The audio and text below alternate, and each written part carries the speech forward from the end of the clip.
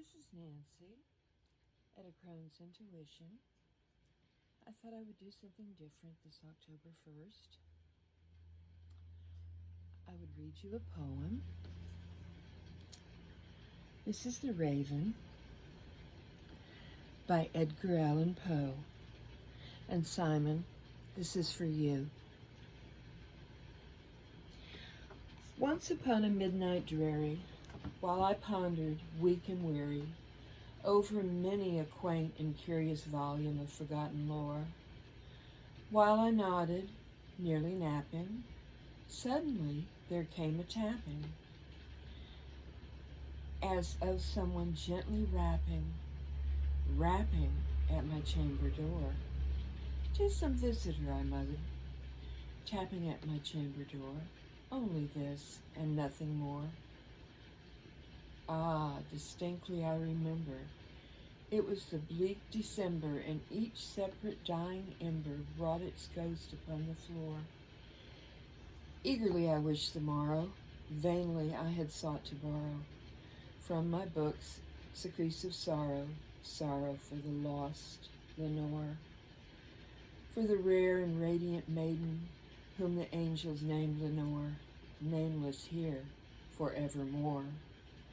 And the silken, sad, uncertain rustling of each purple curtain thrilled me, filled me with fantastic terrors never felt before, so that now, to still be beating of my heart, I stood repeating, "'Tis some visitor entreating entrance at my chamber door." Some late visitor entreating entrance at my chamber door. This is it and nothing more. Presently my soul grew stronger, hesitating then no longer. "Sir," said I, "or madam, truly your forgiveness I implore, but the fact that I was napping, and so gently you came rapping, and so faintly you came tapping at my chamber door, that I scarce was sure I heard you. Here I opened wide the door. Darkness there, and nothing more.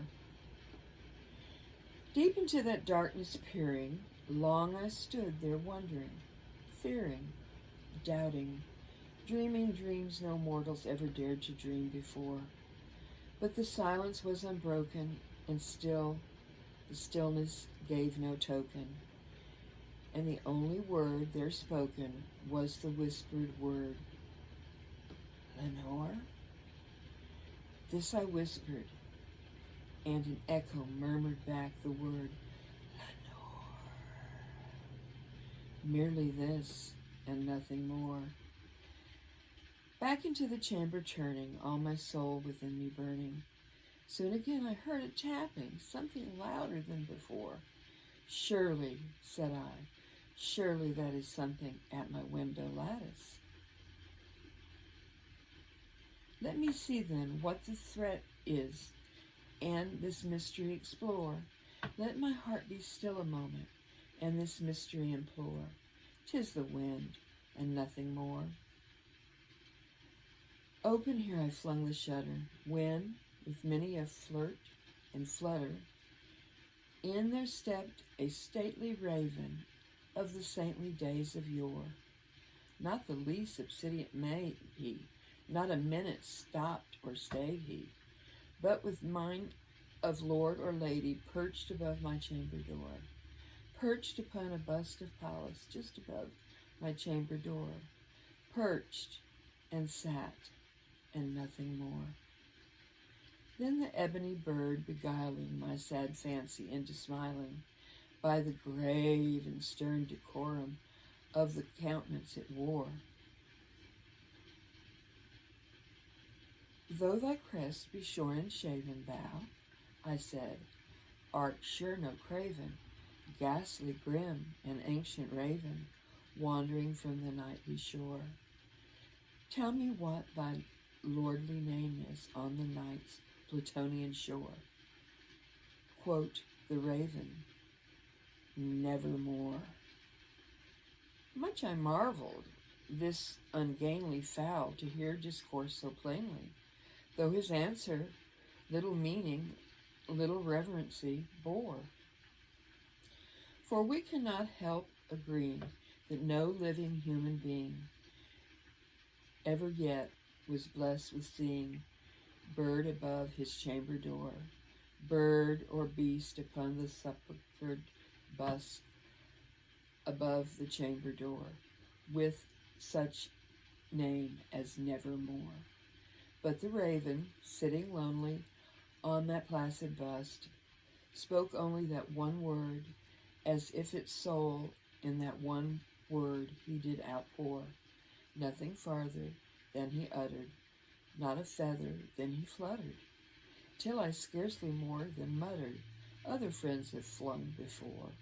On the morrow he will leave me, as my hopes have flown before. Then the bird said, Nevermore. Startled at the stillness broken by the reply, so aptly spoken, doubtless, said I, what it utters is only stock and store, caught from some unhappy master, whom unmerciful disaster followed fast and followed faster, till his songs one burden bore, till the dirges of his hope that melancholy burden bore of nevermore.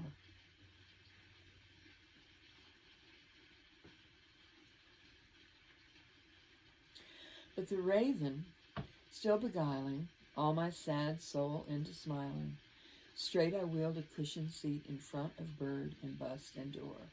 Then upon the velvet sinking, I betook myself to linking fancy unto fancy, thinking, what this ominous bird of yore, what this grim, ungainly, ghastly, gaunt, and ominous bird of ore meant in croaking, Nevermore.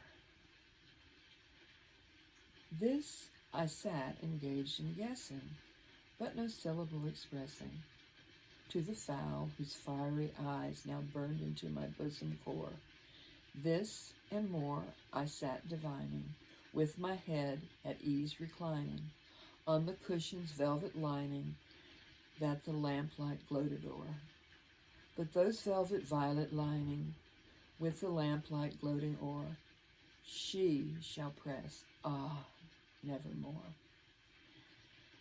Then methought the air grew denser, perfumed from the unseen censer, swung by seraphim whose footfalls tinkled the onyx-tufted floor. Wretch, I cried, thy God has lent thee, by these angels he hath sent thee, respite, and nepenthe from the memories of Lenore. Quaff, O quaff, this kind repenthe, forget this lost Lenore. Quote the raven, Nevermore. Prophet, I said, thing of evil, prophet still if bird or devil, whether temper sent, or whether tempest tossed thee here ashore, desolate, yet all undaunted, on the desert land enchanted, on this home by horror haunted.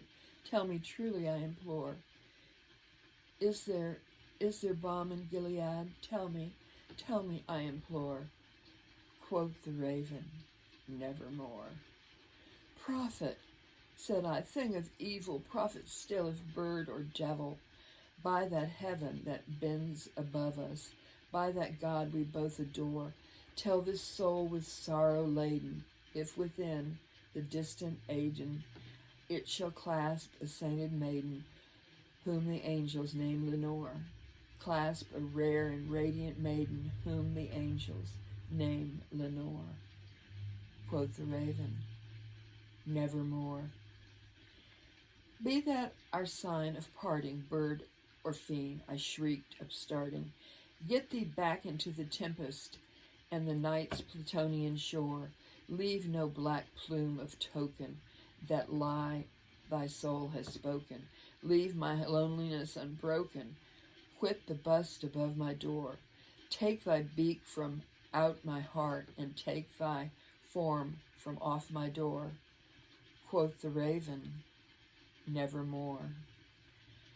And the raven, never flitting, still is sitting, still is sitting on the pallid bust of Pallas just above my chamber door, and his eyes have all the seeming of a demon that is dreaming, and the lamplight o'er him streaming throws his shadow on the floor, and my soul from out that shadow that flies floating on the floor shall be lifted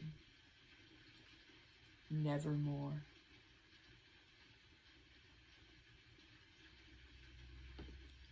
This is Nancy at A Crone's Intuition, wishing you many blessings. Namaste, my friends.